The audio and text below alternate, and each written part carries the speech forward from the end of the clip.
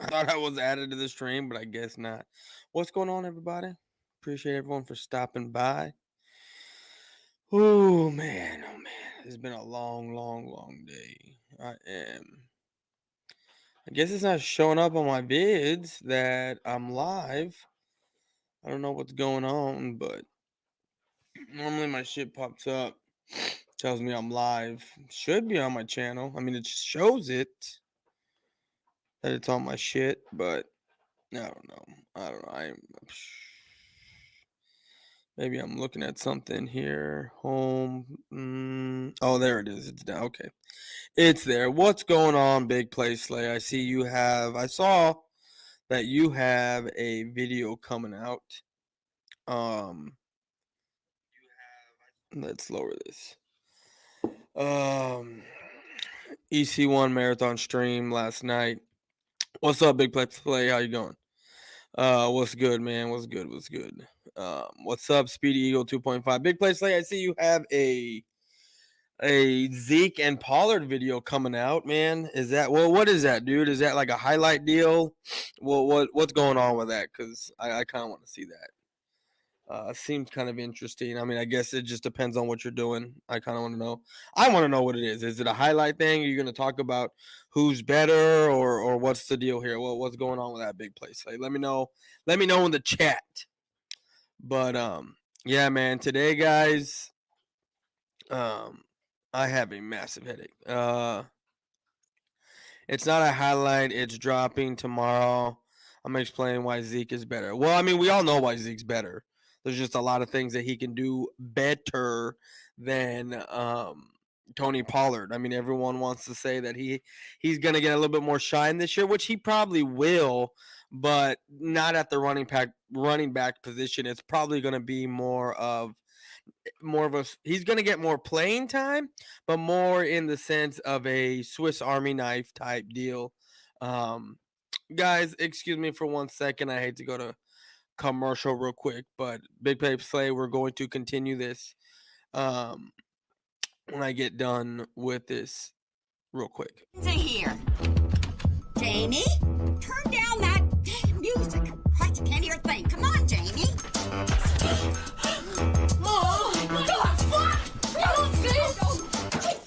Turn that shit off, motherfucker! I was getting changed, you know what I'm saying? I don't want that shit on TV. What are you? I don't want motherfuckers seeing me getting changed, Turn you know what I'm that thing saying? off. He's pulling his goalie. I What the wasn't fucking care? What the pulling fuck are you motherfucker. doing, J-Rock? I was getting changed, motherfucker! Change my ass. You're fucking nut cranking it. knocking motherfuckers! That was fucked. That was a bit fucked. It wasn't that fucked, you know what I'm saying? I was getting changed. What's going on? Listen, man, I got some good news for you. Get cleaned up, meet me back at the flea market. Aight. Peace, bub. Don't touch me. You motherfuckers ain't gonna tell nobody that I was getting changed, right? Christ, no.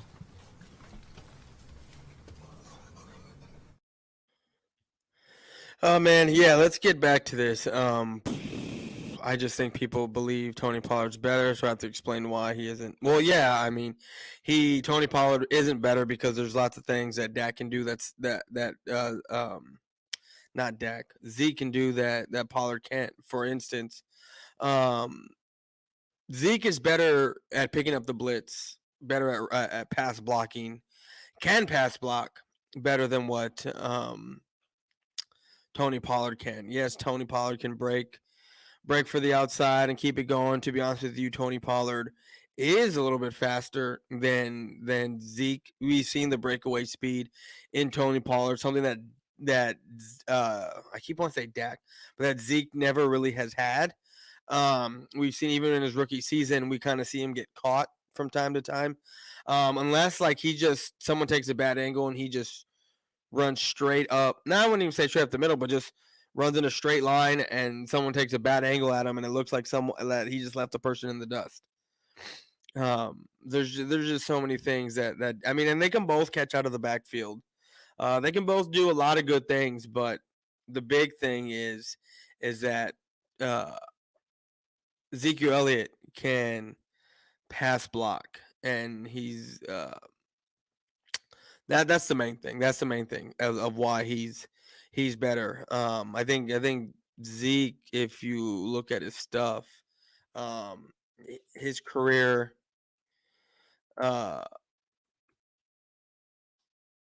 rushing yards per year or career average is like 4 point something or 5, somewhere around there. Somewhere around there. Um,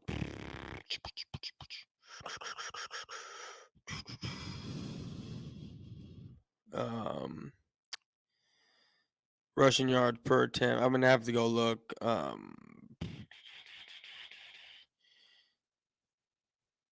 That is receiving yards per reception. That's not what I want. There you go. Right. Like I said, I said it was like a 4.2, but it's actually a 4.5. What his rushing yards per attempt is. It's pretty it's pretty up there. It's literally almost half a first down every play. So what's up, Rafi? How's it going, man? El Capitan Rafi is here, and I'm really nervous. Why are you nervous, bro? What's there to be nervous about? Yo, boys, let check out in all Cowboys gear. I see. Yes, I'm in all Cowboys gear today. I completely agree. Yeah, man, I would hope so. I mean, this is something that I watch and I look at every single time I play. I mean, every time I watch the game, and even when I look back at the games, and you already know what the Cowboys are gonna do when you have a Tony Pollard in there. More than likely, he's gonna be getting the rock when he's behind the backfield. There's not a lot of times where you see Dak Prescott, and if Tony Pollard's not dropping, I mean, if Tony Pollard's not getting the football, what's happening is he's going out for a run, a little dump pass. He's not really staying back to try to pass block. When you have Zeke in there, you can do a lot more with your offense. Um, run, pass block. You know, draw play. Little thing, little other little things. There you go. Other little things. Sorry, guys. It's been a long day. I'm extremely tired. I was even debating if I even wanted to do this tonight, because I am fucking sleepy, like real sleepy. I like Kenneth Gainwell. Tony Pollard has been used 15 to 20 snaps a game, most snaps in a game for Tony Pollard last season. I don't know. I would have to go back and look up. People think it's a competition between Zeke and Tony Pollard. Yeah, no, I know they think it's a competition, and it's not. And another thing, it'll never be a competition because Ezekiel Elliott is getting paid so much money, and we already know with the Dallas Cowboys, it's not so much of who the best player is; it's more of who's getting paid the most. Um, and for the most part, even though Tony Pollard and Zeke are both the guy, like the Cowboy, like their guys, Cowboy, it's their guys, right? Zeke got paid first, so Zeke's going to get the ball more. And then with Tony being on a contract year, I think they are going to try to, what are they going to do? Try to use him more, right? Um, because I'm pretty sure what they can do with him is, if Tony gets good numbers this year, and like I said, he's in a contract year, I wouldn't put it past the Cowboys using that to their advantage, whether he's going to be here or not next year, and I really don't think he will. But if they use that to their advantage, because you know as well as I do, when it comes to contract years, for some reason, that player plays lights out. And why wouldn't you use that to your advantage, So that way, come next season, and then whatever happens at the end of the season, you know what I mean? Wherever the Cowboys end up, whether it's a deep playoff run or not deep playoff run or whatever the case may be, um, the Cowboys will use that to their advantage. But guys, give me 1 second. I hate. There are some things that we need to get into that I want to talk about, especially with what's been going on. Like I said, I was gonna, like in my video, I said I'm gonna save this for later, and this is now later, and we're gonna talk about it. But give me 1 second.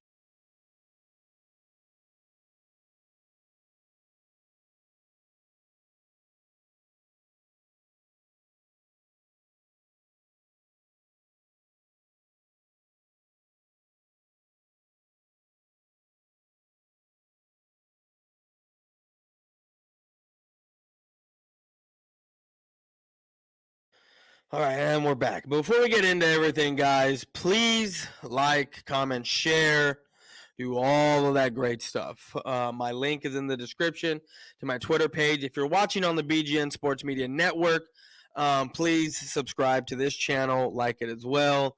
If you're watching on my page, the BGM Sports Media Network is down in the description as well. Go over there, sub that page up, because the more notoriety we get over here, the more notoriety the page, the network page gets, and the faster it grows, the faster we all grow. So let's please like, share, comment, subscribe, all that great stuff. I know it's a Sunday. I'm not expecting a lot of people in here today, especially at 8 o'clock at night Central Time. But guys, Big Play Slay, I don't know if you're in here, and it really doesn't matter because, So yesterday, I was on Two Beast, One East. We had our own show. And apparently someone is going around deleting shit. That's what they're doing. They're going into AK Eagle's StreamYard and deleting everyone's content, which is pretty jacked up. So I found some shit out that, and then it's not that I know who did it, because no one's ever going to know who did it, right? But, there's this kid, LGBT, something like that. I don't know. I just know his name's Logan, and when Cole's Cowboy sent a screenshot of that kid inside Beetlejuice's live stream last night. I mean, I'd seen him before, but I just didn't put it together of who that Logan kid was, and then, his default picture on here is like LGBT or some weird shit. I don't know. It's a green. I don't know. I'm surprised you don't have the rainbow flag or whatever it is. And I get it. He's a kid. He's a 15-year-old kid. But I didn't know that, right? I didn't know how old he was. And I didn't even know who the fuck that LGBT, whatever it is, who that kid was. Who that was, I had no idea. But, we're moving past that. And what's that? But the thing I have a problem with, people, is the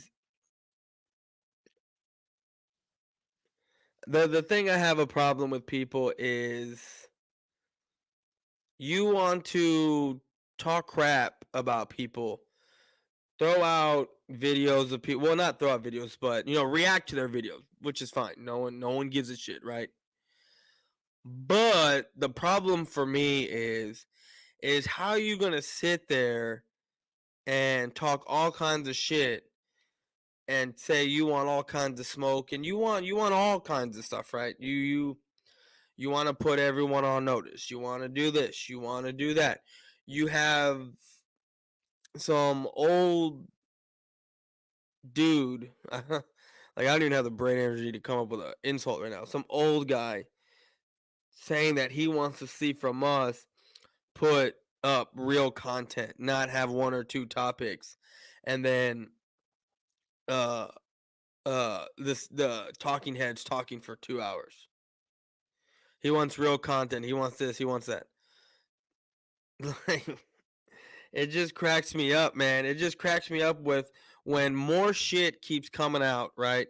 More stuff keeps coming out that I could email myself, put it up here, and we can see it.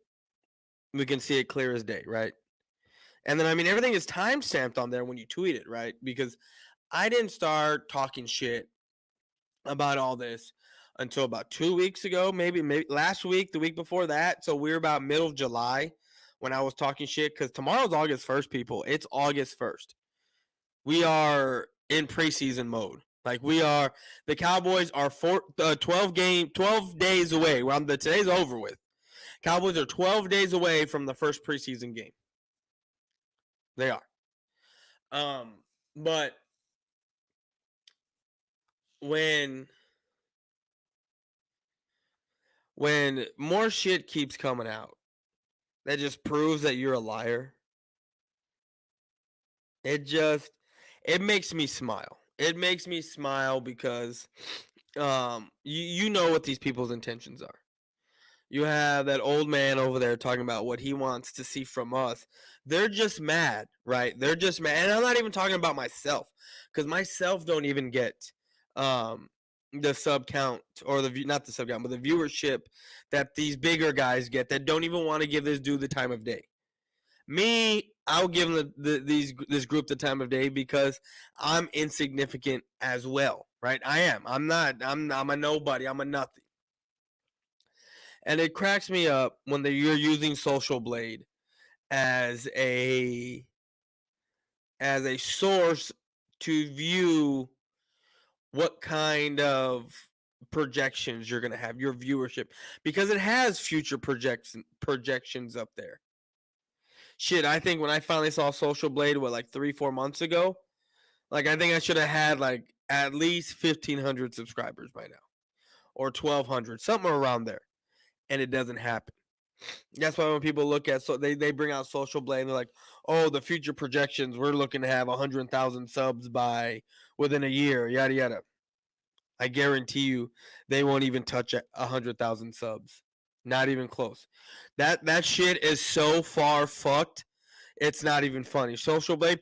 When I had the skyrocket of when I just woke up one morning and I had like 60 extra subs, and then like throughout the day I had another 20, and then throughout the next 3 days I had an extra 35, 40 subs. So like in all I had almost like 100 extra subs within 3 days. That throws projections off real quick. And if you're not gaining viewership, and it does it within a 28-day time period, and if you're not gaining viewership within those 28 days or nothing's really happening, you're kind of stagnant, right? It doesn't matter how many videos you put out. What matters is the viewership that you get. And I get it, you're putting out 10, 8, 9, 10 videos to garnish those 700 views a day, those 800 views a day, those 1,500 views a day, or whatever it is, right? But if you're not getting the subs to go along with those views, your projections go way down. I'll tell you that right now. And the shit that I've been watching, like last night, like I said, yesterday, 2 Beasts, 1 East, we had our show, yada yada, this and the third, whatever. It was all cool. But afterwards, I kept getting messages from the guys, text messages inboxed, that I was the star of the show. I don't know how many times I was told that they're talking about me. I have no idea. I didn't listen to it. I don't care. Because if you're going to sit there and say you want the smoke, you want this, you want that, and all kinds of, oh, I didn't even play this. I didn't even play this yesterday, or 2 days ago. Because you know how we were talking about how East Coast Gridiron said that he wanted to rival ESPN, and he basically he said that what he wants to do is be so great that he wants to rival ESPN. And it's not even based off his talking points or what the fuck they're talking about. Because I don't know how many times, how do I say this? There are guys who have more personality. There's people that go out there when it's just only two guys and they're going back and forth, and it's such great chemistry and they have such great personality, and there's so much personality within those two guys. There's more personality between those two guys than what that whole panel of 6 have together. And I hate to lump in some of the guys in there, but when you're looking at them as a whole, you have to. And it's nothing against those two guys that I'm talking about. They know who they are. But when you see them, let's just put it like this. There are so many shows out there on YouTube that are just like what they got. Just like what they got. There's so much more personality out there than what these two got. No one's going to watch them because they have no personality. Not one. Not a one. And each one of these guys is so monotone that no one's going to listen to them. Nobody. And it starts with the East Coast. There's no there's no personality in him. He's very monotone. He just talks his points and he gets his, he says what he says, and yeah, that's it. Don over there looks like, y'all remember that, y'all remember, we've all seen South Park, but do y'all know that character from when they were playing, like, what was it, like Minecraft? It was something like that, where all four of them, it was Kenny, Stan, Kyle, and Cartman. They all like teamed up to beat this one dude. um he was like a level like 1,000, had this like sword that was, it was just a rumor to have. It was some magical sword that just killed everyone, right? Remember when they finally showed that guy and he was just a dude in his house, like fat dude, just like kind of leaning back on the mouse. So that's kind of what Don reminds me of, right? Then you have Vic, who, oh my god, this guy Vic. It's ridiculous. It's ridiculous, and the things that he says. It's no wonder why Warcraft. There you go. The Warcraft episode. That's right. That's right. That's what Don reminds me of, right? That's what he reminds me of. But when it comes to Vic, Vic is just a, I don't even know the word for Vic. I mean, this dude, he doesn't understand what stooping to someone's level is. I mean, I can stoop to someone's level without saying certain things, right? And I do it very well. I mean, y'all saw me when I wanted to say things about what East Coast gridiron and the wife situation.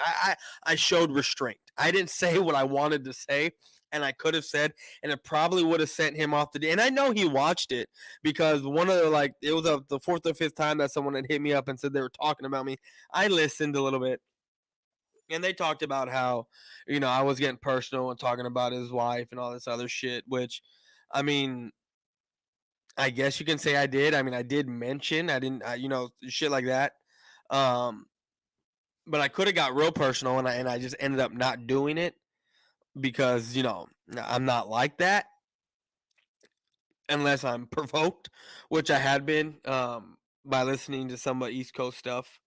But Vic is just, he doesn't know how to trash talk, I'll tell you that. He doesn't know how to shit talk. He doesn't know how to do any of that stuff. He uses recycled jokes. And then he'll come up with some shit that makes no fucking sense. I mean, we all saw it. It was all over Twitter, especially with Vic. And I appreciate the guys that had my back on that, because Vic had me blocked. I know Speedy Eagle, and it was Tyler. I think if I'm not I think that's what the guy's name is. Sorry if I got your name wrong. I'm so tired, I can't remember. But yes, I appreciate it. I want to say it was Tyler. Taylor. I think it was Tyler. Y'all had my back on Twitter, and I appreciate that very much. Very much appreciated. Because the things that he called me, it just made no sense. The accusations he was throwing out, and then he decides to block me after he calls me that. And after he calls me that, and then he blocks me, and then I can't even respond. I can't say anything. But again, it didn't hurt my feelings. It didn't make me upset, because first of all, you're gonna say shit like that and then block me. That just shows me how much of a bitch you really are, because you knew if I was gonna say something back to you, you didn't want to hear it, or you didn't want to take it, because you can't take it, right? Like, I get it, Vic. You stream and you do your stuff and you bring big names on to your stuff, and then you get the viewership. I understand it. I understand how your shit works. East Coast Gridiron, like I said. Oh, we're moving past. Look, the two guys out, the one that has the most personality on that show by far is Coach Dante. Coach Dante has the most personality on that show, and it shows. And I feel bad for Coach Dante, because all those guys are going to bring him down. They are. They're going to bring him down. He can do so much better on his own, and he has already. He has already. He has all those sub counts and viewerships and everything like that. When he does certain things, when he streams other stuff, no one really watches. But it is what it is. But like I said, Coach Dante has the most personality. Now, Big Play Slay, I'm not going to come at him. The only thing I will say is,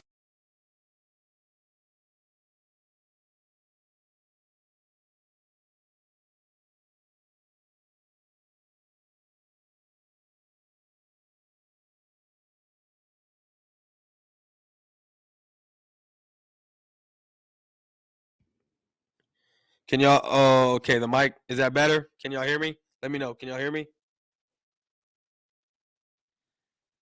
Not working. Is it not working, or hold on.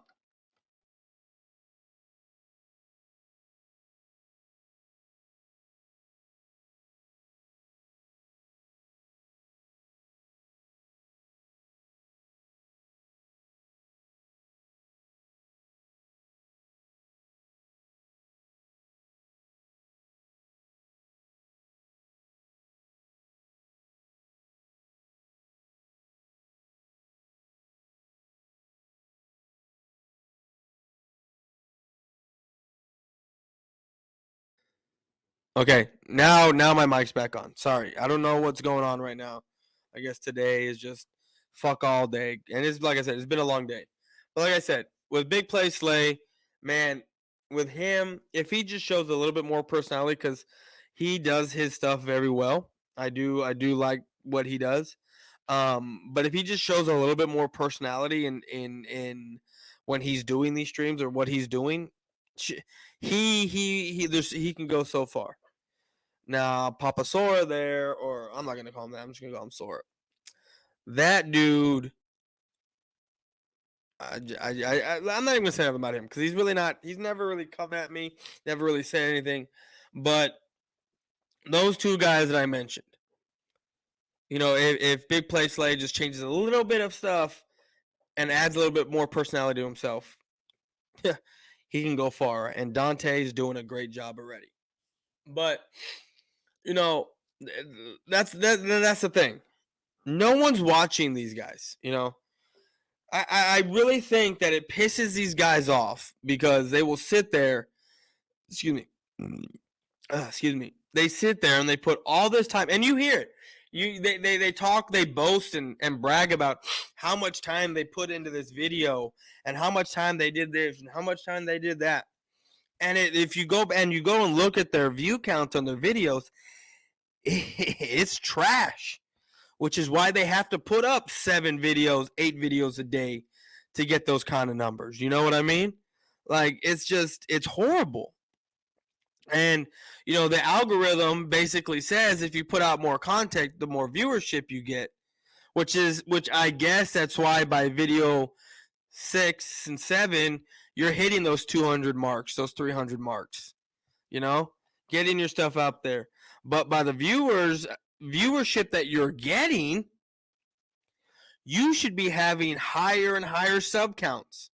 But it's not happening because there's a lot of people that will sit there and watch it. And if you download YouTube Studio, it'll tell you, or hell, you don't even got to do that. You can just go to manage videos and go look at your analytics, and you can look to see what age bracket, whether it's male or female, that is watching your stuff. It will tell you how long they're watching your videos. Now, I get it. If they're only watching 2 to 3 minutes of your shit and you're only putting out 2 to 3 minutes, then yeah, they're watching a full video. But the algorithm says you need at least a 10-minute video to, for them to put your shit out the way they normally do. What's up, Mitch? How's it going, bro? And most of they're not doing a lot of that stuff. I mean, I get it. These guys will have a 3-hour live stream and have 300 views with 7 people in the chat the whole time because people are going in and coming back out, going in, coming back out. And yeah, when you go out and you come back in, that's when you come in, that's a view. When you leave and you come back, that's another view. So it's so when people aren't watching you, you have to figure out how to get your name out there, right? You have to. And this is what transpired over the past 3 months. I've only been talking shit about this for 2 months. I didn't even know that they went at Mitch the way they did. Because Mitch apparently said some shit about his quarterback list. What's up, Jaden? How's it going, man? Apparently, Mitch said some shit about about his quarterback list, and he got butthurt over Mitch saying stuff. I mean, who gets upset at Mitch for saying shit or even talking shit? Nobody. No one gets mad at Mitch for talking shit. It doesn't happen. And so he wants to go at Mitch and say, "This is I have the fucking he's over here talking about he wants receipts. I have the receipt from East Coast Gridiron. This is the type of stuff I do not respect. One, unless you're going to make a list, your opinion doesn't matter, which is completely false. Completely false. I mean, no one's opinion really matters, only to that person, right? No one's opinion matters to me except for my own opinions, because that's what I feel, right? But you don't put someone on blast like that, right? You don't do that shit. That is not, and see, this is, and he'll sit there and say this was warranted because Mitch criticized his quarterback list, right? That's what he'll say, which is why Mitch went out there and put his own quarterback list out. So, number 2, I am a hardcore football fan. 3, I get 3 hours of sleep a night because I'm grinding. I don't want to hear you don't have time, step up to the plate. And he at Mitch. That's what he added Mitch. Again, who the fuck is this dude to tell Mitch what to do? Mitch, you know what, Mitch? You should have said, fuck you, bro. Your quarterback list is fucking trash, and it fucking sucks. I don't give a shit that you got 3 hours of sleep or whatever the fuck it is to put out a quarterback list that fucking 10 people watched and listened to. Like, he's going to sit there and say, oh, my shit's so good, my graphic. No one gives a fuck about this dude's graphics, bro. Nobody. That's just one. Another one where he is replying to Philly, the podcast, which he was talking so much shit yesterday in his stream about Joe Castro. Because he was showing the DMs and everything, and Joe Castro was being cool with them and whatnot. And then Joe Castro was defending his guys, Joey Shakes and 500 defending him. And he goes, and so he brings up his own logo that he made for Joe Castro. And then he compared it to Joe Castro's logo. And Joe Castro just basically like, my man, mine's mad simple. And he made it seem like, well, isn't this mad simple? Well, saying it's mad simple is fucking relevant to the person, because maybe someone doesn't know how to do what he does. Maybe not. Maybe Joe Castro, maybe the best Joe Castro. And then he's talking about, does that look like it says Philly? He goes, I don't know. It's all in fucking cursive. And this is a play that made the Philly, yada, yada. How original is that? Just straight talking. And I guess he's going to get personal with it, even though he says he doesn't do that. Because I guess I went personal at him, or because he started talking shit to him, right? I don't even know what DMs he brought up with me, because there's not much to talk about, because I never really hit the dude up at all, right? I never really did any of that shit. Coach Dante, appreciate you for stopping by. I gave you mad kudos, bro. Mad kudos, dog. Even though I don't like 1, 6, 2, 3, 2/3 of your fucking panel. Even though I don't like 2/3 of your fucking panel, I have no beef with you, and I have no beef with Big Play Slay. And Coach Dante, you have the most personality out of that entire group. Straight up. The most personality out of that entire group. And it's very well noted. Very well noted. And if anyone's gonna get any type of deal from ESPN, it's gonna be you, homie. It's gonna be you. Don't let East Coast Gridiron say that kind of shit, saying like, well, if I'm doing this, I gotta bring my whole team. No, bro, no one's gonna sign East Coast or do anything with the East Coast because 2/3 of that panel have no personality, which is why no one really watches that shit. Coach Dante, I already know you can do better outside that shit. I know you can do 10 times better by yourself, dog. With the personality that you got and the way you speak, with the conviction that you speak with, your voice alone, dude. If you were to do this shit by yourself, I get it. Like, maybe you don't know how to do the graphics. I don't know what you can and cannot do. I'm just speculating here, just assuming here, right? But you can do so much better by yourself, dog. Straight up. Straight up. Hey, I appreciate that, bro. Like I said, whatever everyone in the chat got beef with, everyone else, I'm not in it. I'm my own guy. I got my own personality, and I respect everyone. No, I got you, bro. I got you. So just because you guys got beef with other guys in the group, it doesn't have anything to do with me at all. I'm just a quiet, laid back. That's all I am. No. I understand. I understand that. Coach Dante, and like I'm saying, like I only say like I don't got nothing with you. I just repeat that all the time. But I'm just saying, dude, like you, bro, you got so much personality to cover that whole stream. To be honest with you, if you were to go on, and I'm sure you've done this shit by yourself already, but if you were to be able to do that shit on your own, dog, you'd kill it, dude. You would kill it just because of the personality that you got, dude. When you watch your own, when you're by yourself and you're actually doing some football stuff, not WNBA stuff, because I don't watch that shit. But excuse me, when you do the stuff on your own, I watch some of that stuff. I do when I'm up and then I got time. I'll watch it. I watch it. But I want to go ahead and play the clip that I was told to bring receipts about trying to rival ESPN, because I got it right here.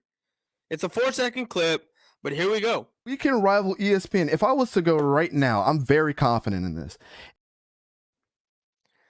So he's saying, so if I were to put the whole clip in there, right? Basically what the clip says, in a nutshell, that his graphics and everything are so good that if he went to ESPN right now, they would offer him a job on the spot. That's what he said. That's basically what his thing was. If he went to ESPN right now, they would offer him a job on the spot. And then, of course, he said, of course, he has to throw in there that he'd bring his guys with him. But to be honest with you, East Coast Gridiron's kind of personality, I don't think he would. If they told him, nah, we don't want your guys, we just want you, I'm pretty sure he would leave y'all in the dust and say, well, you know what? I'm going to sign it now, and I'm going to try to get y'all on. I'm going to expose your stuff. That's the kind of person I think ECG is. That's just me, because if you listen to the way he talks, the way he speaks and the shit that he does, it's very narcissist-like, to be honest with you. So anyways, the next tweet that I wanted to read was from ECG, and it was him going after Joe Castro. He called Joe Castro greasy. I mean, I'm surprised he had the balls to say this. I mean, there have been things when I'm talking shit about Joe Castro, and that's just on a fun basis level where gloves are off and I can just talk all the shit that I want to because I can. And then if he wants to come at me, it's like, hey, bro, like, that's what my show's about. Like, don't take it personal, because I'm not trying to get personal like that. There's some things I want to say, but I just don't, right? I just don't. But East Coast Gridiron, I'm just letting y'all know what kind of person this is. East Coast Gridiron is over here talking about Joe, what you talking about, Joe Castro. Take your greasy ass on somewhere, bro. Imagine asking people for subs every video. Lo and behold, if we go, was that it? Oh, I think I screenshotted the two. Yeah, I screenshotted. Yeah, That's my bad. I got to go back and get the other screenshot because guess what? Guess what? Fucking this dude, straight up. Who is it from? Was it Speed Eagle? Speed Eagle sends me some good stuff all the time. No, I don't think it was him. Uh,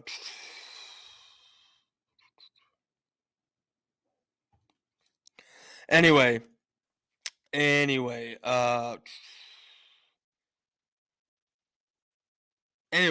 what's his name?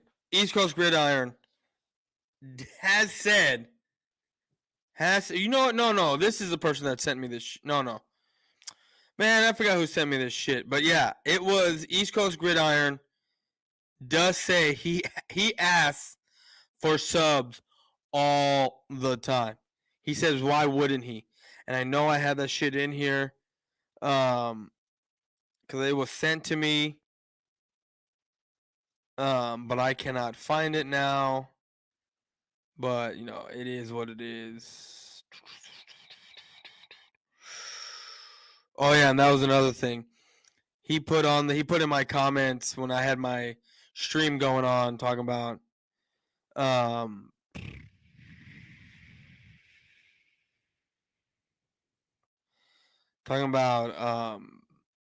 where did I say that he was going to challenge ESPN? Well, rivaling ESPN is strictly it is what it is. You know what I mean? Like that is not it. Was it Randy that sent it to me? I don't think so. Someone sent me some shit that showed me. Oh, anyway, all right. Anyway, I'm not worried about it. But yes, East Coast Gridiron does ask for fucking numbers, straight up. Aren't I the ray of sunshine? Well, thank you, Birdman 951. I appreciate that. Are you talking to me? I hope you're talking to me. But what's up, Merrick? I don't know how you say that name. Backyard Birds broadcast. What's up, man? How you doing?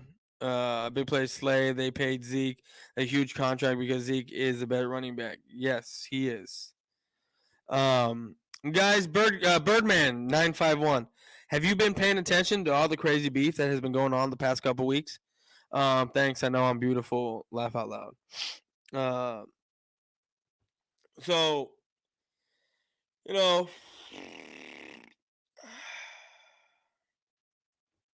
I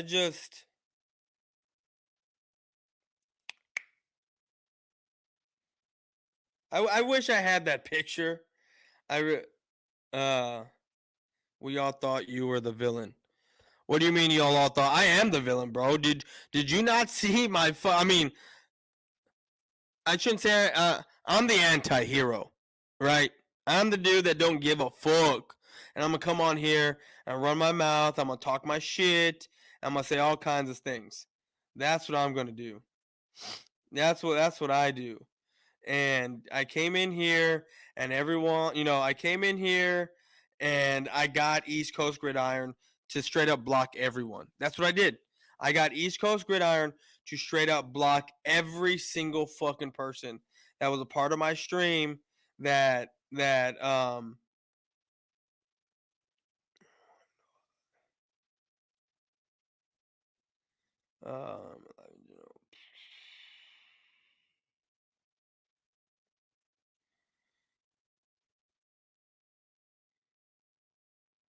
someone sent me some shit. Anyway. I got dragged in just minding my. How did you get dragged into this, Birdman? Explain that to me, dog. How did you get dragged into that? I want to know that. I want to know how you got dragged into that shit. That's funny. That's funny that you got dragged into that. Explain that to me, dog. Is it because of Vic? Is that why? Is it because of Vic? I think it's because of Vic. Or it's got to be because of Vic and because of AK. It's got to be between those guys. But okay, hold on. I'll send you the link because I want to hear this. Copy. Let's go. I'm gonna send it to your Twitter. I think I have you on Twitter.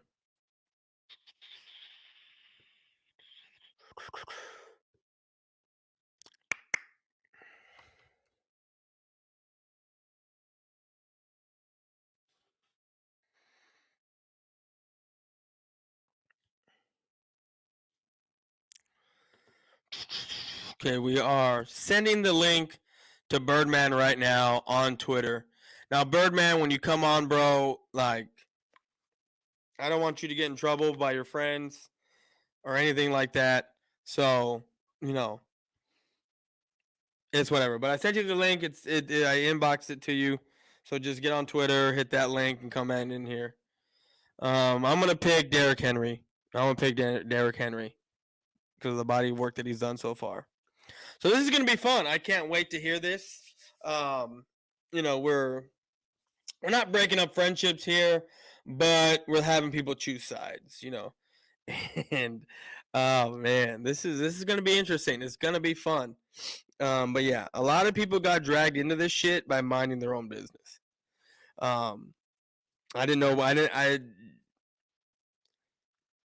The way people got dragged into this is because I went after some people because they were going after some people that I'm cool with. And the first few weeks, it was all right. You know what? Keep going, pushing, whatever. Do whatever you want to do. I don't care. But then when you kind of sneak diss everything and say shit to people, and they don't pay you no mind and you just keep going and going and going, that's where, like I said, that's where I got the problem. That's where I had the problem with all that shit. So, guys, we are at almost 50 minutes, but it seems like we're going to go a little bit longer. I'm just waiting for Birdman 951 to get up in here so he can tell us his piece. And once he tells us his piece, we going to get on out of here because I am fucking tired and I got to go to work tomorrow. Well, it's not a long week. I'll be working probably till Saturday, but I'll be working from 6 in the morning to 2:30 in the afternoon, and I get off. But I'm on call. Had a beer today, and I completely forgot I was on call, but it is what it is. Shit's out of my system already, and if I get called in, fuck it. So, yeah, man, we're just waiting on Birdman 951 to get up in here. I sent him the link. Hopefully he can get on.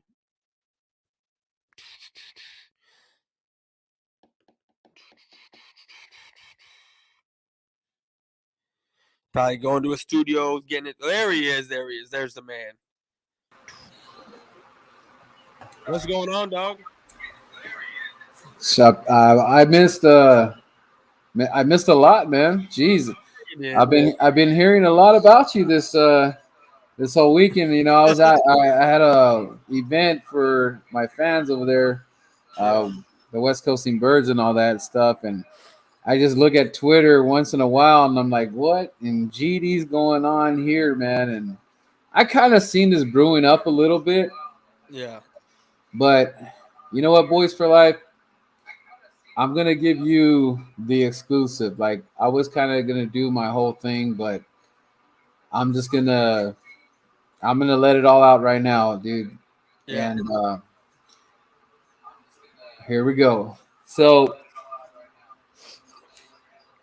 I thought it was kind of weird the way East Coast was kind of handling stuff, like going at the big names or whatever. Like, I'll say, for example, I understand the whole concept, what you're doing, the trolling thing, and even with Lord Brunson, you know, I understand where Lord's coming at, where he thinks he's getting attacked personally, or, you know, about merch and blah blah blah. I understand his side. I understand your side. But what he's doing is, in a way, it's kind of like sort of stealing your style, just in a different way. Yeah. And I feel that he's trying to do it more in a personal way, and which is kind of odd to me. Like, your content is your content. Like, He could say my content sucks, your content sucks, because what I always see from him, he always says, you guys say the same thing over and over and over, which is bull. That's BS. We don't say the same thing over and over and over. So I don't know where he's getting at. That's a bunch of crap. And as far as debating goes, you say you're the king of debating, but you're freaking bobbing and weaving everybody. How are you going to say you're the king of debating, but you're over here blocking everybody? And you're taking it all personal, but you're not like, okay, let's say okay, first of all, he's a Jags fan. It's not an Eagles fan. He's a Jags fan. So let's start there, all right? Let's talk about your team and when we played, let's go there. The fact that you keep bringing about college has nothing to do with the NFL. We're talking NFL and the players now. Yes, we can look at stuff that happens in college. Everybody does it. We're all going to do our homework for the new guy that's coming. For you, whoever's coming to town, you're going to look at the guy. You're going to look at stats. You're going to look at the tape. It doesn't take a scientist to figure that out. Everybody has their own opinion. And the fact that he went at Joey Shakes and was butthurt because he didn't respond fast enough, and he felt that Joey Shakes doesn't know anything. And bro, what does that have to do with football 101 NFL stuff? You're trying to make a point, but then you backtrack. You go up, you get loud and say, well, you shouldn't be talking about a college guy you know nothing about, because I watch 100 hours of college. So shut your mouth. Don't talk about a college guy that's going to the NFL. How dare you, Joey Shakes? It's just, it's dumb, dude. And if you want to challenge somebody, then challenge him. Don't run away from the battle, and then you're doing this block party. Yeah. And then you're doing a block party, people not even involved. Like, I don't get it, dude. Like, all right, what you're saying you're the best. You're saying you have the best work at it. You're better than Joey. You're better than 500. You're better than everybody, right? Yeah. But like, what's the beef? Like, what's really on your mind? Like, I don't have a problem with Vic. We're okay. I mean, I don't know what's going to transpire, whatever. Like, I've already talked to you one-on-one. Yeah. I don't know you that well. I haven't met you in person, all that. I talked to you one time. But you didn't run away. You didn't go like, oh my God, like something's going to happen. At least you stood up to the plate and talked. You didn't go have a block party. And I know some guys like doing that block party because, they're like, oh, I'm better than you. Like, you're not even, I get all the views and all that stuff. So it's just, I don't understand. He's contradicting himself. Why you're saying you're the best? You can't challenge you. You know everything about college, but I don't understand. How does that lead up to everything in the NFL now? Because there's the eye test. There, we watch these guys too. It doesn't mean that just because we don't know them in college like you do all the time that we don't know what a player. If a player is going to be good or not. So it's just, I don't know what's going on here, dude. But I think he's going at it a whole nother way. And, I talked with AK, and I kind of seen, like, I'm cool with Joey. When that thing was going on, what I didn't, what was going on between me and you and all that stuff. I'm new to the game. Yeah. I don't know everything. I just got into the game. And I don't have thousands of followers, but now I understood now, and I didn't run away from it. I didn't, I'm going to block Boyz4Life. Oh, and I'm going to block this guy and this Cowboys guy too. No, I need to know what's up. And then Joey, me and Joey are cool. I don't understand why you want to, why do you want to attack Joey? And then you want to say he doesn't know anything about football.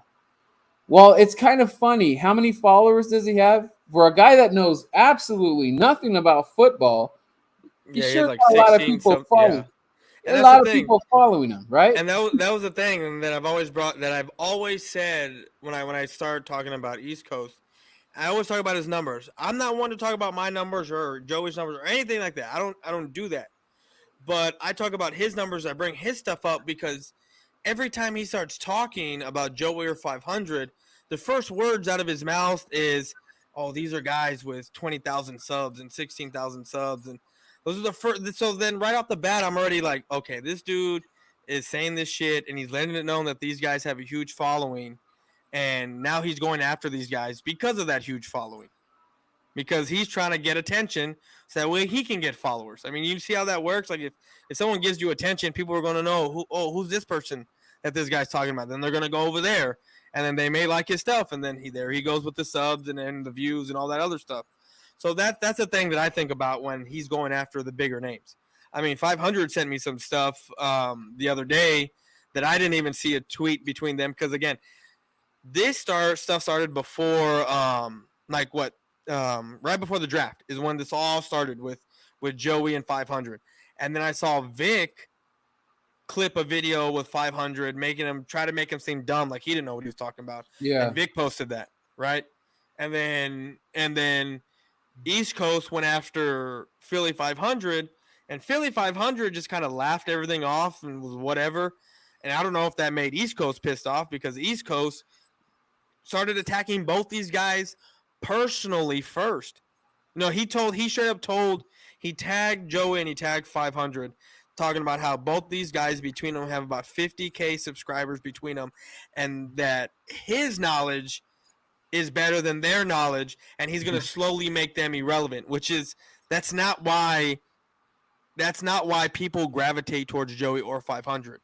They gravitate towards Joey, yes, because they have some knowledge. They have knowledge about their team, and they report on their team, but they also got the personality and everything to go with it. That's something that East Coast doesn't have, which is why he puts out 8, 9, 10 videos a day, and I get it. He wants to talk about numbers and talk about Social Blade, about I get like 700 views a day. Well, yeah, because you're putting out 10 videos a day that get 60, 70 views, and then by the 8th, 9th video, you're getting 200 to 300 views because you've put so much shit out for the day. You know what I mean? So, to me, it's just weird, dude. I've never seen anything like this. And the thing is, bro, look, I'm not that great. Like, I mean, I'm just starting off small, but I know a lot of great Cowboy fans that are cool, like Dallas, Chris, Mondo, and these guys. We can hang at the bar and all that stuff. So yeah. I'm getting more to know a lot more people in the inner circle, dude. Like the inner circle means like heads and people that are in the football realm and the NFL realm and all that stuff. I'm not scared of that. I'm at these places, at these events. Yeah. I'm not just doing it on YouTube or whatever. But for you to think that you're going to go somewhere and you're going to all of a sudden you're going to just be fighting like you're a gang member and you're going to start taking everybody out and all that.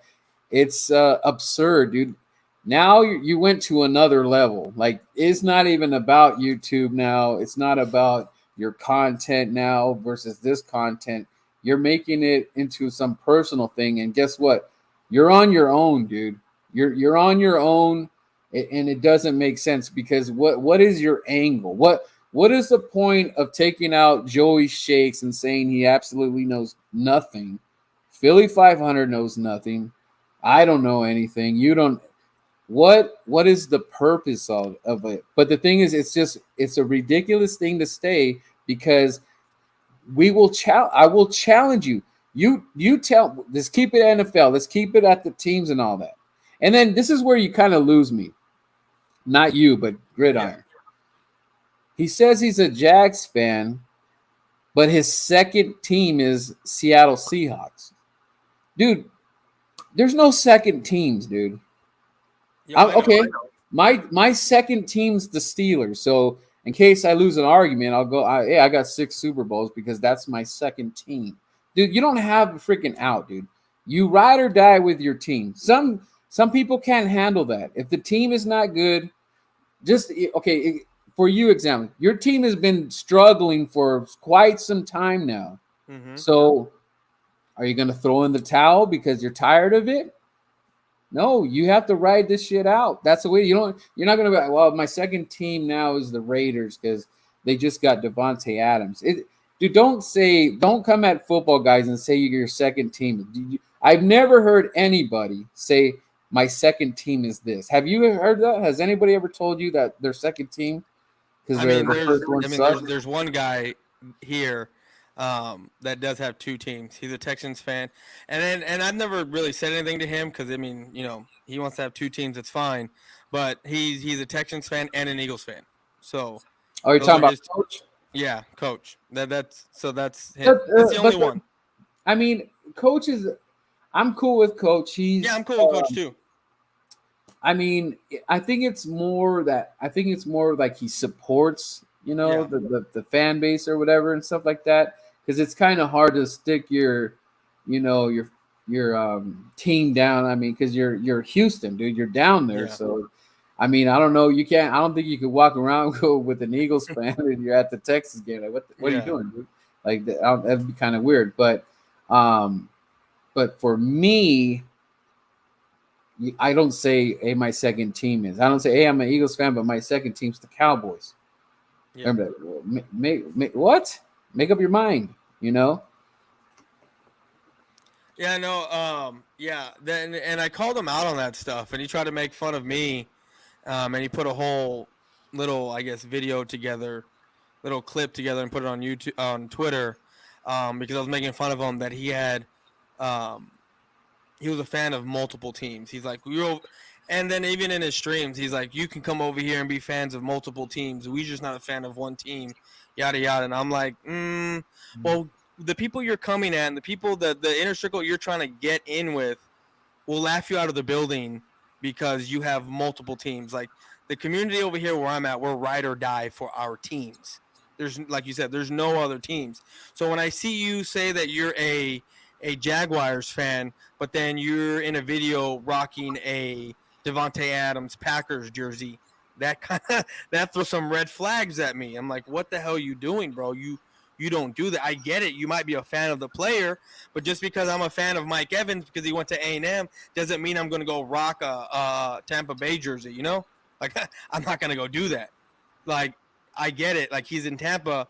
Okay, well, Mike Evans, you're dead to me. Like, A&M's my college team, but once you go to the NFL, Cowboys are my team. And if you ain't on my team, even though I like you, I might like you from afar, but I'm not going to go rock your jersey and wear someone else's colors, Like, so when he does that type of shit, like, it's very sketch. And like I said, to me, he's just doing it for attention, because he even said it in a video he put out when he tagged me, Bird Gang, Joey 500, and Joe Castro, because he even said, he goes, y'all fell into my web.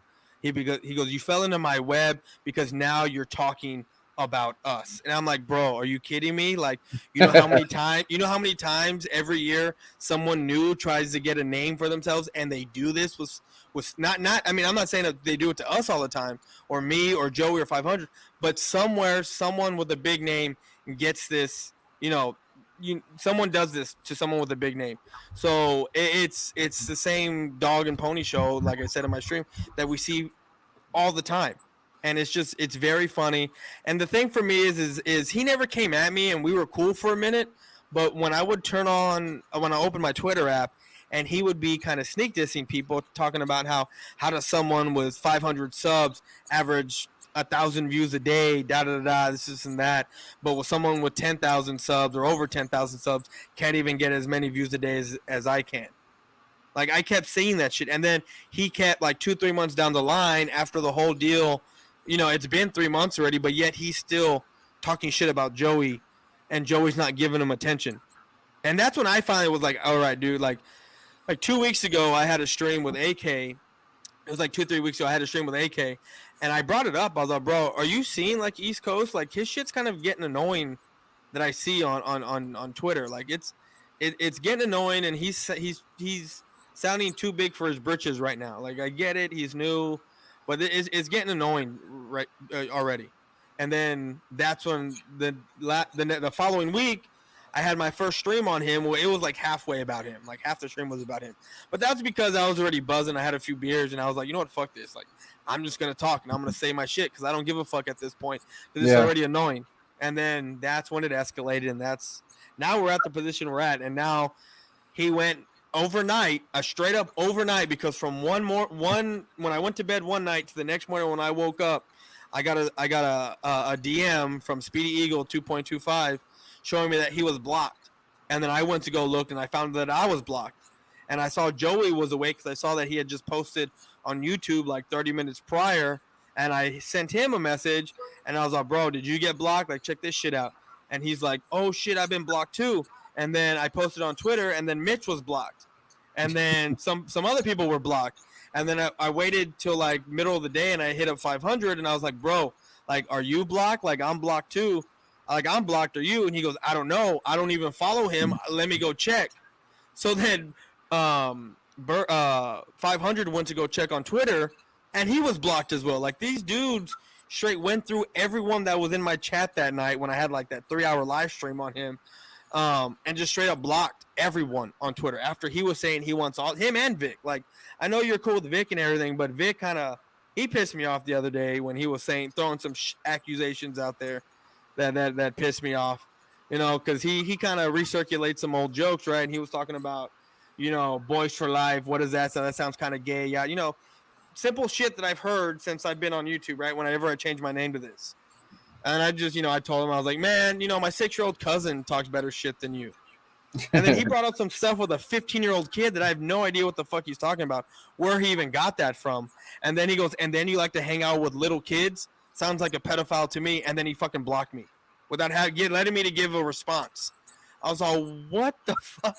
I was like, okay, bro, like, all right, cool. Like, you know, I'm done with you. Like, you're going to say that kind of shit? Like, it's not going to make me mad or upset, but you're saying that I'm a pedo because I hang out with my little cousin. That's my family. Like, when I see my cousins, like, that's kind of fucked up, first of all. So, like, that kind of shit just rubbed me. It already rubbed me the wrong way. He does, but then he said stuff like that, and it kind of irked me. And I was like, all right, bro, like, I'm not even gonna respond to you anymore. I'm not even gonna try to talk. I'm gonna try not to talk about you at all because of the shit you're saying.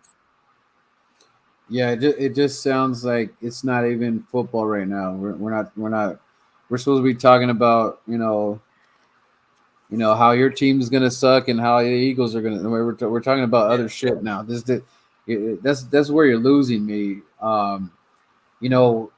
Vic is gonna do what Vic's gonna do. But the whole thing is that he's riding with East Coast, and it's gonna die down. I mean, we're gonna move on, and everybody's gonna do their own thing. This is the problem I have, Boyz4Life, is when I started, I barely got. I don't even have 500 subs. When I started, Joey Shakes stopped by.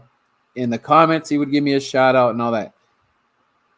For me, that means a lot to me because he's a big content creator, and that's why we're strive to get better.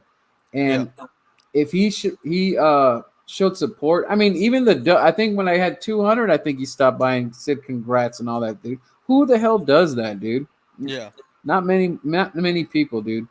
So the fact that he supported me from humble beginnings, like I'm not gonna, like, I don't think, like, I love to talk to Joey Shakes because I want to pick his brain because he has a lot to say, and you vice versa. I've seen you guys pick each other's brain, and we're all trying to figure out how this is gonna plan out. You're every day you're thinking about how are the Cowboys gonna be worse or are they better?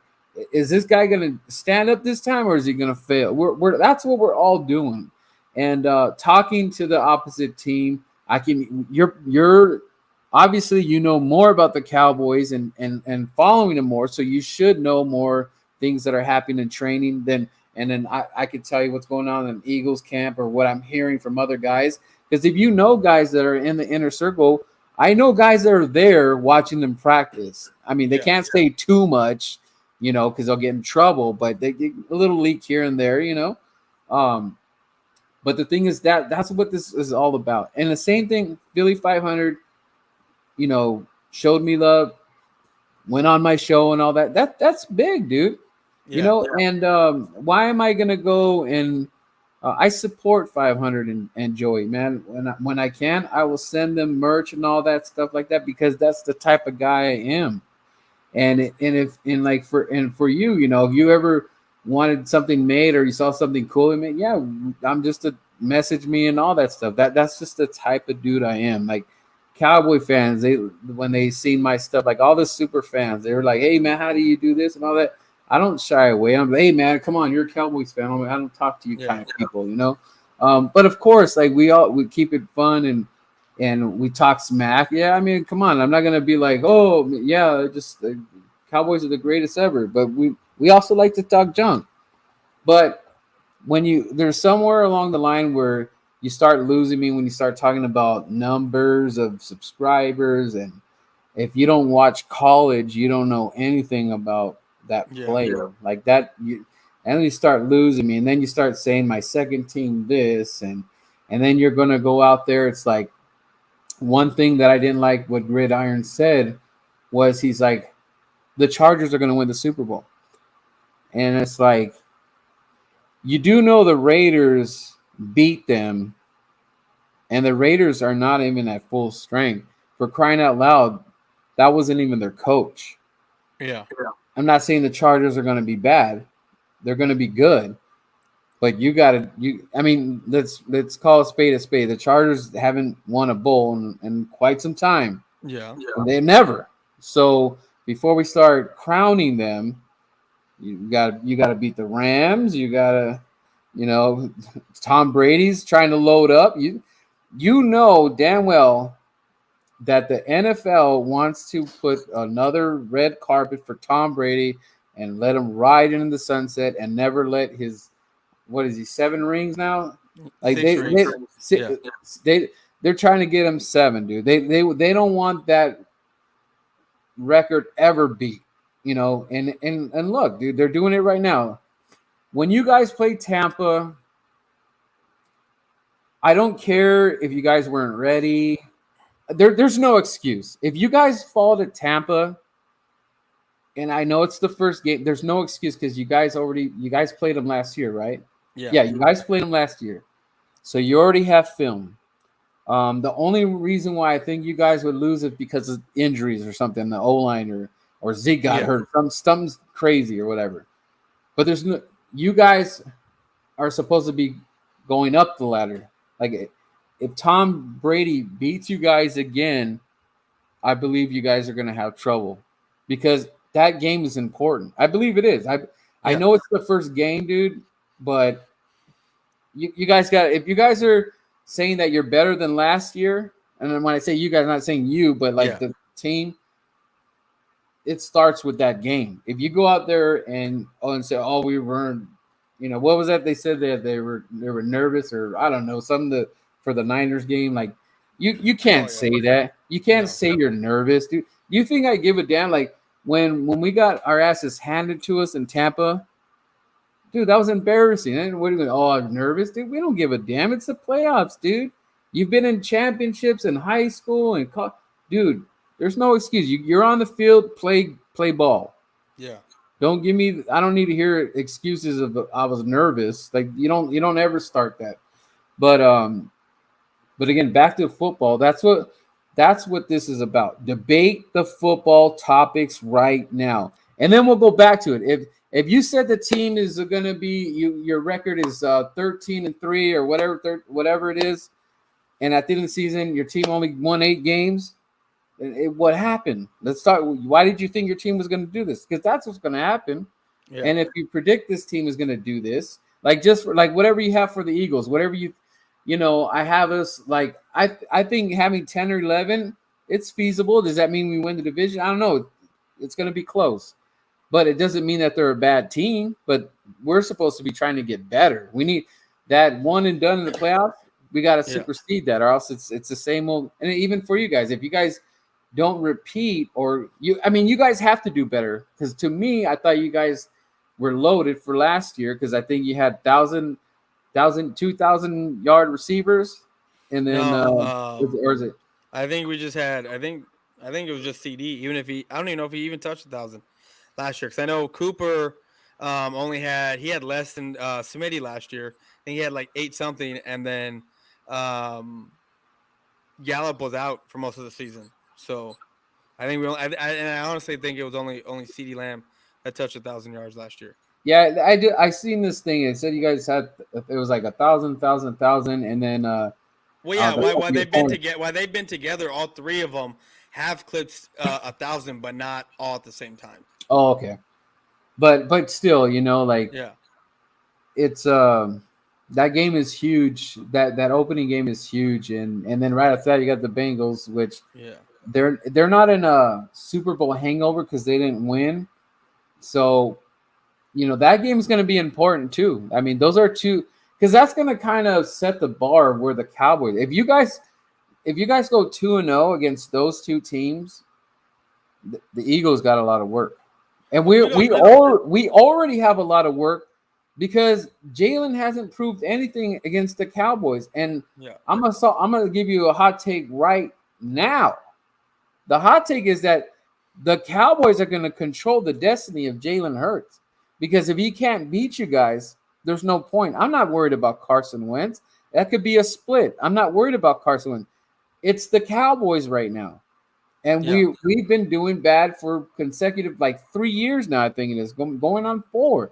No more of this. Like, if you're supposed to be competing, like I was really excited when we played the Cowboys for that Monday night, and I was like, all right, you beat us the year before, Texas thing. He's the home pride. The game was going good for maybe 10 minutes, then it just fell apart. I didn't feel at that point. I was like, dude. The game's over. You talking about last year? Yeah, it was the Monday night, right? And no, it was Sunday night game. It was a Sunday night game, I think. Sunday night, okay, Sunday night. And I was there for that. That was fun. It was just a dead game because to me it upset me because I want the rivalry. I don't, when you're getting beat like that, there's no rivalry. Even like with the Giants, like it's getting kind of. They finally beat us last year, but we've been beating them and. You guys been smacking the Giants around too, and what has Washington been really doing? Not much. They're still looking for a QB. I mean, Carson is he's like kind of like what is it, Andy Dalton? You guys signed Andy Dalton, right? Yeah. He was the backup, whatever. I feel it's like the same kind of thing. He's like kind of like an Andy Dalton for me. I mean. He can win you some games and look good and stuff like that, but he's not going to take you over the hump. I think it's already – if he would have done it, he would have already did it with the Eagles. But injuries and – I mean, look at the team you had with the Colts, dude. You had the best running back in the game, and you lost against the Jags. So am I really scared about that? But I know Carson's going to want to – he's going to be hungry when he goes to Philly. I already called that we're losing that game because I feel that he's going to do everything in his power to stick it to the Eagle fans. That's what they do. Like Deshaun Jackson, when he went back to Philly, whooped their ass. When McNabb went to Philly, when he got signed with Washington, freaking stuck it to us, dude. So any returning player, they just do. That's how it is, man. And look at T.O., man. He went to Dallas, kicked our ass, It's just this is the way it is, dude. And but like I said, I believe Dallas is going to control the destiny of Jalen Hurts. If you guys smack him 2 games again, like I don't think he's returning. I just don't. Because you figure if you guys beat us twice and we say we split with Washington and Giants, that's not good enough for me. It's just not. Washington's rebuilding. And the Giants are rebuilding too, so come on, you guys. Yeah, for me, because the first 6 games, it's Tampa, the Bengals, the Giants, it's Washington, the Rams, and then y'all. So then our first 6 games, we're playing 3 teams that have been in the Super Bowl the last 2 years. That's what we're doing, and then 2 of them have won the Super Bowl. So in Tampa and the Rams, right? And then you got the Bengals who were in there, the loss of the Rams. For me, in those first 6 games, even if we go 2-4 or we split 500, whatever games we split, right? Whatever games we win, I think we'll be okay. I think because if you look at the rest of our schedule after y'all, we got the Vikings, we have the Lions, we have the Bears. All three of those teams, they're okay. Kirk Cousins, it's basically the only one you really got to worry about, but Kirk Cousins really hasn't done much against the Cowboys. Then after that, you got, like I said, you got the Packers. You don't know what Aaron Rodgers is going to be without Devontae Adams. Yeah. You got the Texans, you got the Jaguars, you got the Tennessee Titans, who are just falling apart right now. I mean, they're losing players. Who else do we have on the schedule? Then we got y'all again. The Eagles, the Giants. So it's, to me, the first 6 games are going to be our hardest games, and after that, it's going to be a pretty cake schedule. But like I said before, any given Sunday, you don't know what's going to happen. I'm not counting my chickens my eggs before they hatch. I'm not that kind of guy to do that. I still need to see these games being played out for me. So, and it'll kind of set the tone for you guys, because you guys got tough games in the beginning. It's like those are good teams you're playing, and that you'll get the feeling, right? Even for us, dude, if we what if we screw around and we mess up against Detroit or even the Vikings? I'm not taking the Vikings like they got a good squad. Yeah. That's not, you don't know who's gonna get hot, dude. And so we have a lot of people. You could say that the schedule is very easy, but to me, prove it first, and then I'll worry about how easy the schedule was when our record is good. Then I can say, yeah, easy schedule. I don't care, because we're trying to get in the playoffs, and we need a game 1. We need that next step. That's what the bar is. You guys want to see, with losing a receiver of Amari, what he was able to bring with Dak, you guys need to see how you rebound from that. And is CD able to just kind of, like, you guys kind of pass the torch to him? Because I don't know if it was you that was saying it, but he kind of was, having some drops and stuff like that. I don't know if it was more, well, obviously he got more targets because of the Gallup and stuff like that. But, but that's why you guys got him in the first place. And there's no reason why he shouldn't have a bad year, even with the double teams and all that, because that's what's coming. But also Dak, I want to say Dak's in a hot seat, because if he has another so thing like he just did, like it's getting old, dude. Like, for a Cowboys fan, I mean, of course you're gonna cheer for your team and you want the team to win, but you're looking for the next big thing. You're looking for, okay, dude, we paid you did this, and we got this, and we got that. Like, okay, now we need some dividends here. Can we maybe get into a championship here at least? Something in here, because if he has another, like, and it's crazy because his numbers say else. They say he's not that. He's, They say he's elite, right? His numbers say he's. Yes. So it's like, it's weird to talk. It's not like he's not a bad quarterback, and we could do the argument about the elite thing or the top 10. He's a top 10 quarterback. But the thing is, it's the next step thing. And Stafford went to, I think maybe coaching helped him get to the Super Bowl. Maybe I mean, look at Detroit's been struggling for years. So I just wonder if Dak was in a different system, is that his next level? Like, if he was to go, like, let me ask you this. The Rams called up Jerry Jones and say, hey, man, I know you kind of have a little weird feeling about Dak or something. How about we do a trade? Do you think Dak going to LA instead of Stafford, do you think he could have done what Stafford did for LA? Well, let's look at it like this. Dak Prescott doesn't throw as many interceptions. He's more of a protector of the ball than what Matthew Stafford is. Matthew Stafford, I've always thought, was an elite quarterback. Even in Detroit, I've always thought he was an elite because he's always put up great, fairly decent numbers while he's been on a horrible team. And with Dak, I think that if you have the running game there, if you have, Cooper Kupp, you had OBJ, you have the offensive line, and then you have the defense, yes, I think he could have done what Stafford did. what Stafford did. But on the flip side, if you take um, um, Dak Prescott and you put him in a situation that's not that situation of the Rams, somewhere like the Browns or even the Bengals. I think if you put him on the Bengals with that horrible offensive line, something that somewhere along the lines of those teams, like the Jaguars, or even if you put him on the Giants or Washington or something like that, I don't think he does well. I don't think he does well, because if you look at what we had here, we have the guys. We drafted C-Lamb. We have Gallup. We had Amari Cooper. Yeah. We had the so-so offensive line. You have Zeke, who's supposed to be a top-notch guy, right?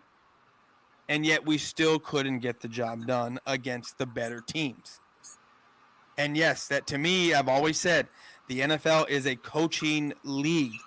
I don't care what kind of talent you have. If you don't have the proper coaching to put you in the proper place in the right scheme, you're going to lose.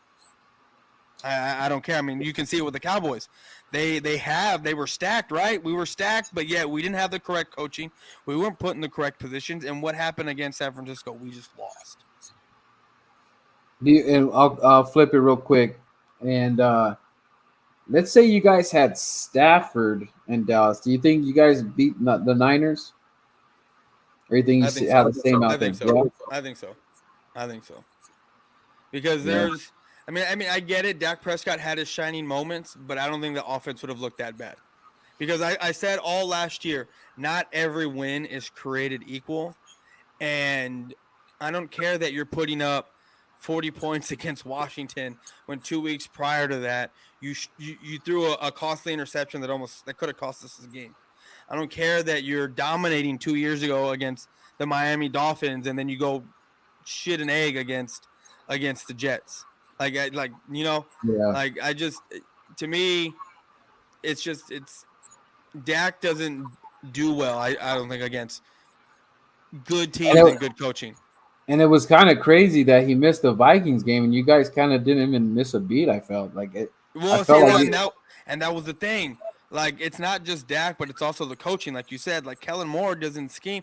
Kellen Moore has a scheme to where he's trying to feature every single player, every different game. So one game it may be Amari Cooper, one game, and the next game it may be someone else. And he even said in an interview, like, you knew at practice what your role was going to be in the game time. And if you're not getting featured in practice, you ain't going to get the ball really too much in the game, which is kind of fucked, because if you look at what Kellen Moore did with Cooper Rush when he kept it simple, what did he do? He went to Amari Cooper, who had like 13, 14 receptions for like 100 and something yards and had a game-winning touchdown. Like, if we could keep it simple like that, give it to your playmakers, Dak shouldn't have trouble. This offense shouldn't have had trouble. But there's things that Dak can't do. Like, and I get it. Last year, Dak was one of the fastest guys of getting the ball out against the blitz. But when defenses started showing blitz and then dropping back into coverage, he struggled a lot. Now, I'm not saying he can't read defenses that well, but he has trouble reading some defenses. So, to me, it's Kellen Moore. To me, it's Dak. It's both. They both go hand in hand. I think if we had a different offensive coordinator, it may be different. But I think if we did have Stafford in that game, I think that the inconsistencies wouldn't have been there that game, and it probably could have been a different outcome. That's crazy. Yeah. But hey, man, thanks for letting me get on, dude. I just want to.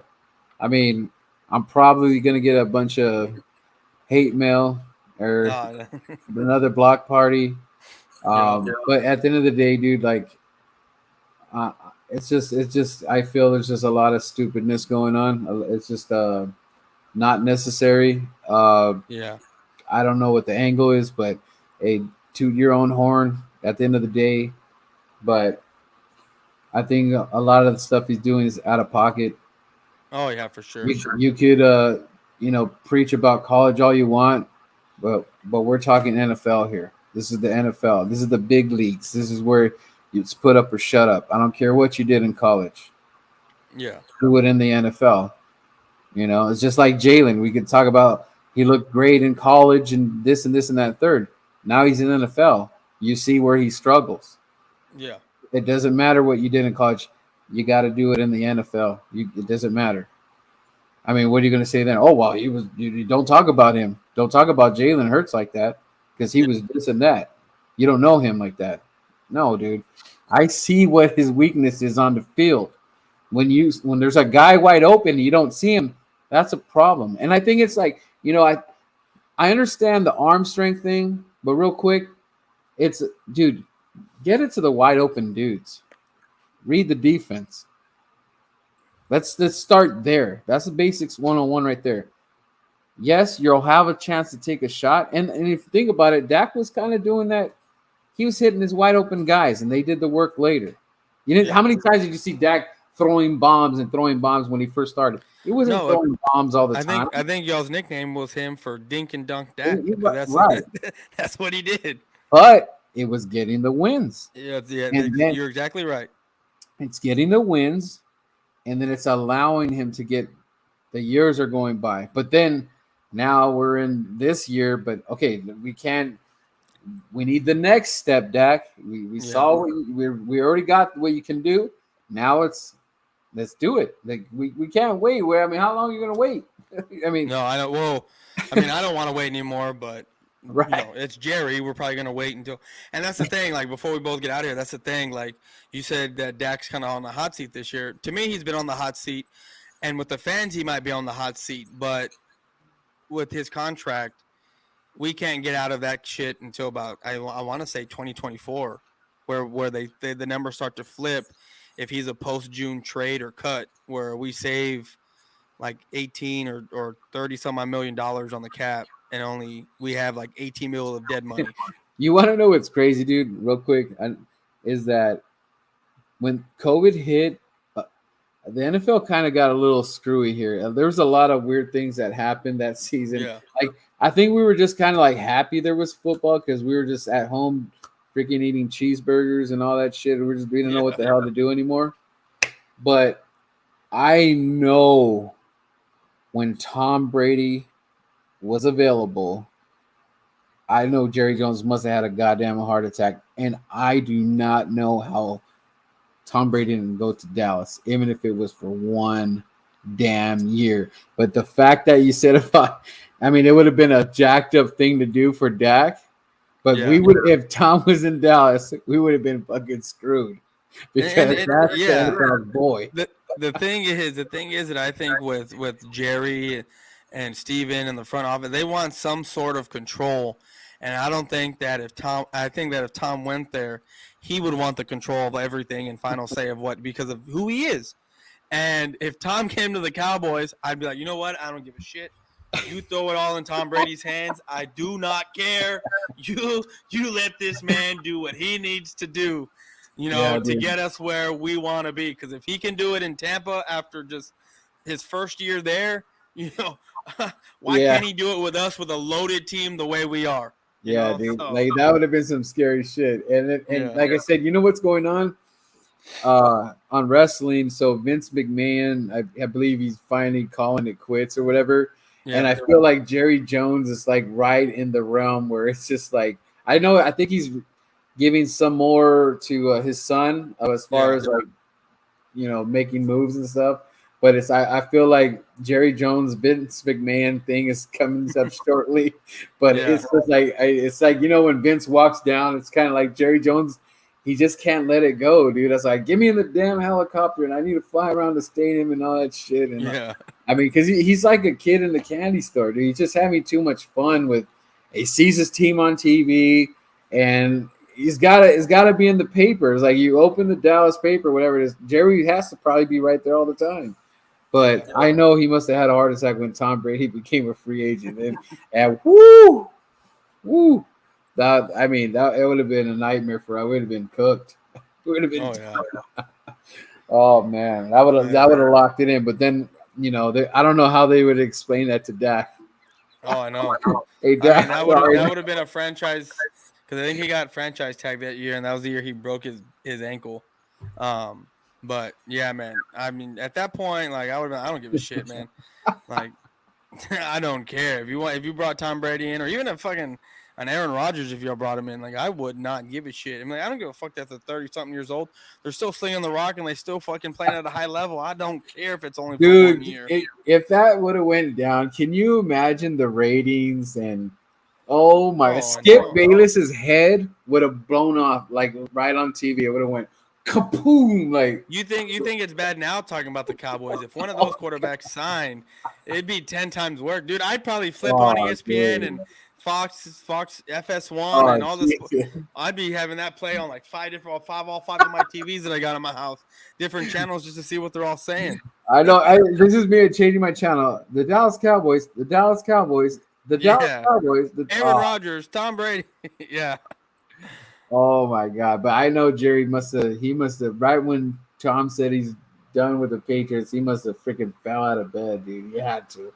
You were like, God, Dak Prescott, Tom Brady, Dak for 5 years, Tom Brady for 1. Dak. I know.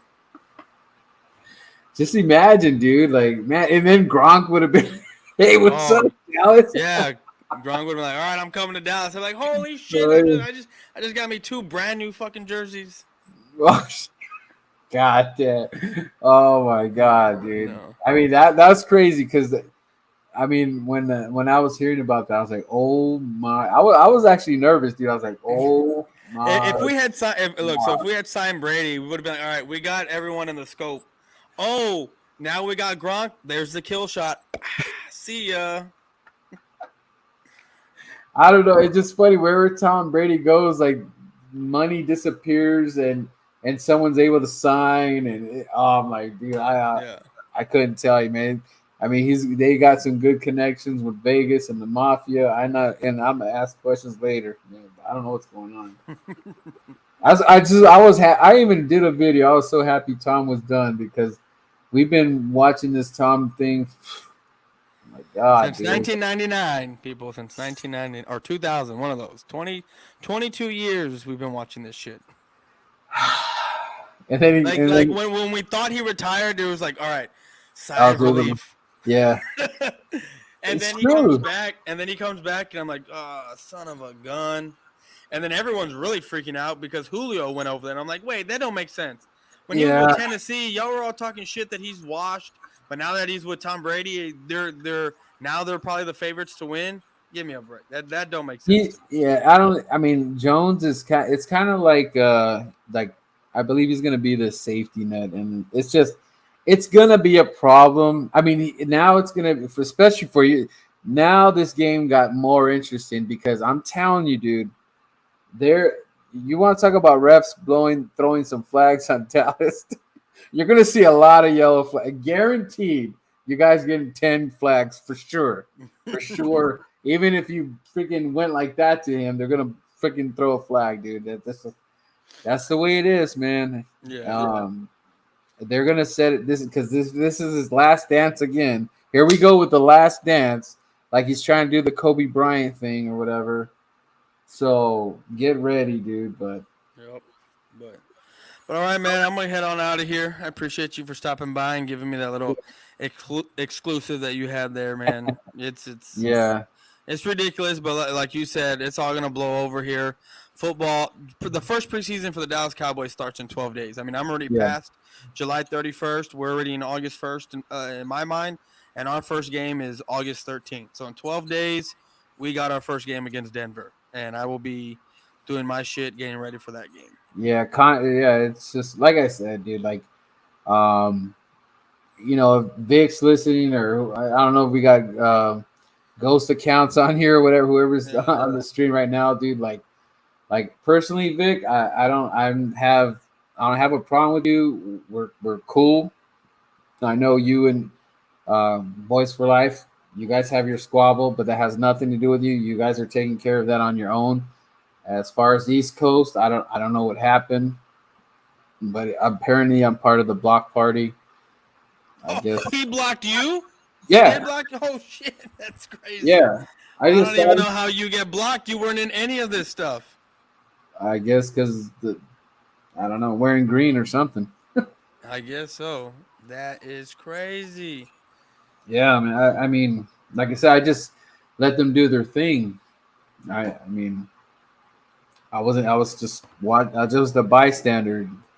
But I didn't even know Gridiron knew who you were. Like, I mean, I'm not talking shit, yeah, but I didn't know because I've never seen you in any of the stuff that has been going on over the past few weeks. So I had no idea. I mean, I went at it with him with some when he was going off on how Carson was the best, you know, QB in the division I and got all you. that stuff. I was just like, I don't know, man. Like, I mean, right now it's Dak. And I don't think just because Carson went over there, I mean, I'm not gonna give him the trophy right now, you know. Yeah, And then he doesn't really stay healthy, so that's another problem. yeah. That's one thing. He will tell you that be prepared to be criticized, memed, and clipped, and all that other stuff. But then when you do that shit to him, he does exactly what you just said: blocks people, runs, and hides, and all that other stuff. So that's why I did what I did the past couple weeks. Where I'm like, dude, you want to talk about being a man, but yet you do that kind of shit? Get the fuck out of here. Yeah, it just kind of it's contradicting, and Yeah, he can't say that. Oh, I'm not contradicting. He can't say that, dude, because you are. yeah, You obviously are, and if you want to like have a staged war, a one-on-one war, or whatever, but it's like, dude, I'm not gonna have a war with you over a college guy. yeah. It's just that's just not my thing. I mean, I'm not hating on college guys. It's just this is the NFL here. This is what we're talking about. Yeah, Joey's in here saying it's funny what he does in DMs. Then what he tweets are two different things. They're completely two different things what he does. Because in the DMs, he's all nice and cordial and cool with you, or tries to be. But then in the tweets, he straight like fucking talks so much shit about you. That's what he does. It's and he calls us two faced. Joey, by the way, was like he wanted me to bring on East Coast because he's like, dude, I will PayPal you money. I don't give a shit. I will pay to see both y'all go at it. And I was like, that's an idea. And then I woke up the next morning and I was blocked. Yeah, it ain't gonna happen now. Yeah. But yeah, like like I said, a shout out to Joey. I just thought it was. I don't know. Like, what did you gain after going after Joey and saying that he don't know jack shit about? Don't ever talk about college. Like, what did you really gain? So because of that one incident that he was talking about a certain player, that means everything that Joey Shakes has ever said is just complete bullshit and lies, and that Joey does no research. Like, he's never seen anything. Like, it's the most ridiculous thing. Me and you right now could bring Joey on and we could talk football for freaking hours. Yeah. Just on base of what we know and seen. But to go after him like that and say the guy don't know jack shit and he says the same old shit over and over and over. What? It's like East Coast. What do you want? What do you want us to say? Do you want us to say if this is strictly college, then all of us have to change our content and only talk about college. Don't talk about the Cowboys. Don't talk about the Eagles. We have to talk about college because then East Coast is going to say that we're cool content guys. Or can you do like a quick little editing trick? Then you might get a shout out. Can you do some cool? Can you make a guy run in the back doing some, a route for us? And then I'm like, oh my God, this is the most wonderful content. Everything. This guy, bro, you're also copyrighting. When you're grabbing a college clip, you don't own the rights to that unless you work for ESPN. And the other laughable thing is he made a top 40 quarterback list, and I guess it's the best one ever. It's the best one, guys. I mean, if you want specifics on a quarterback, go to East Coast and his whatever he said 1 through 40. That's absolutely right. You can't don't try to debate it because it's East Coast now. And then the other funny thing is that he said, don't get mad at Chris Sims. When Chris Sims makes the top 40, that's gospel. If you try to combat, no, dude. Come on. Chris Sims, okay, yes, Giants guy and all this and stuff like that, but it doesn't mean it's gospel. And what Chris Sims says is the end of all. You know, he knows best because he didn't even have Jalen Hurts in the top 40, which is you're pretty much just taking a shot at him. I mean, come on, dude. You're not even in the top 40. There's guys that weren't even playing, and you had them on the list. So I'm supposed to take that as like, you know, all football. Like Chris Sims is God. And then East Coast said Chris Sims is God. So since East Coast said that, guys, he knows it all. In fact, call up East Coast right now. He said the Chargers are winning the Super Bowl. So everybody put all your money on the Chargers because East Coast said so.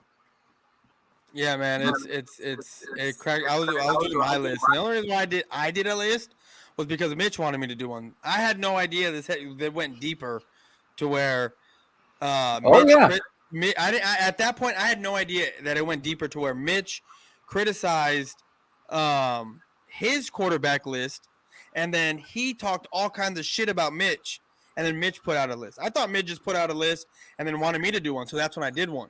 So I did my list, and I had a criteria because I'm like, how am I going to judge this? Some guys are running quarterbacks, but they don't have the passing stats. Some guys are pure passers, but they don't got a running stat. Okay, you know what? Let me do who threw the most touchdowns, who threw the most interceptions, what is their completion percentage, how many games they played that year, what are their passing attempts, and what is their yards. I said that's my criteria because that's where I can judge it fairly across the board.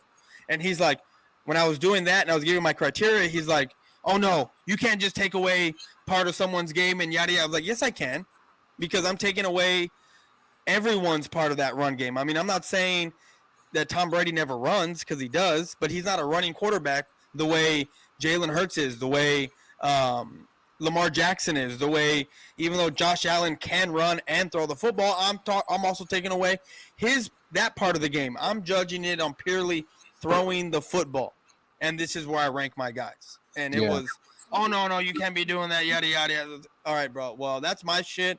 I don't give a fuck whether you agree with it or not, but that's mine. And this is the way I'm doing it. So right.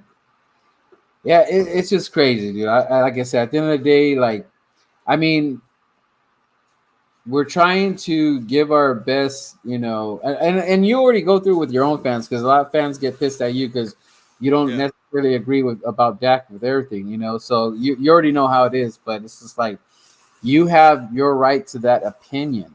Just like Joey's saying about, you know, what he said, dude. It's like, but it's just like, why are we hooked on one thing you said? All right, so Boyz4Life said one thing that he didn't like, and like he needs to shut up now. Like, don't ever talk about football because you said that one thing that he didn't agree with.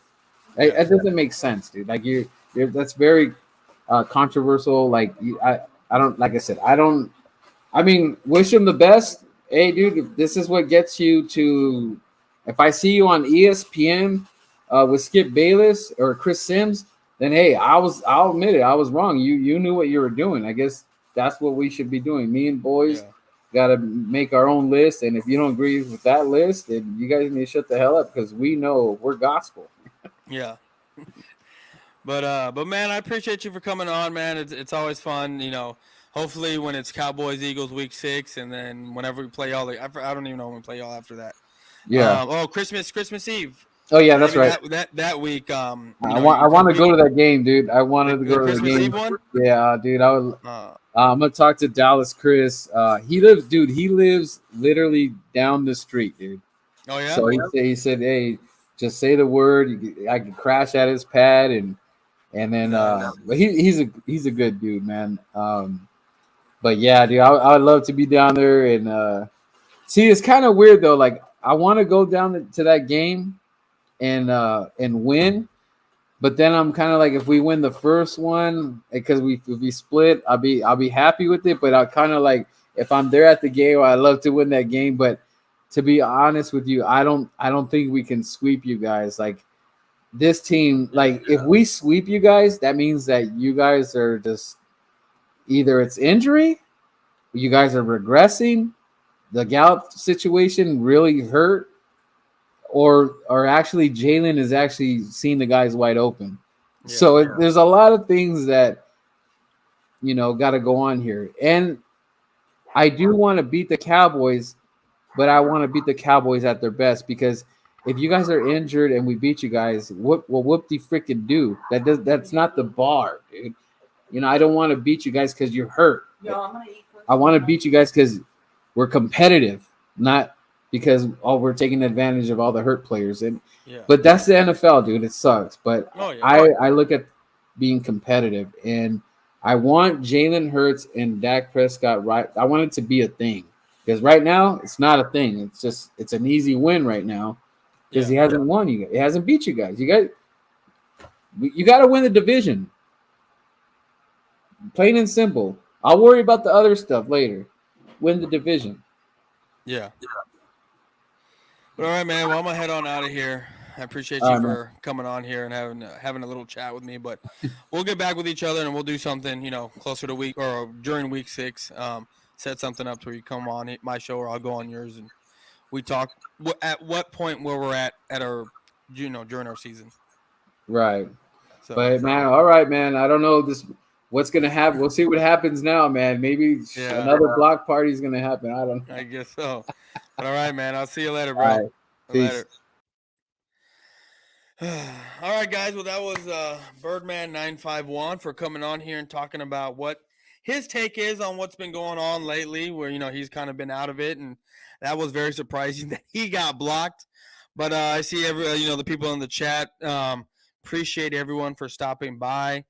I'm gonna get on out of here.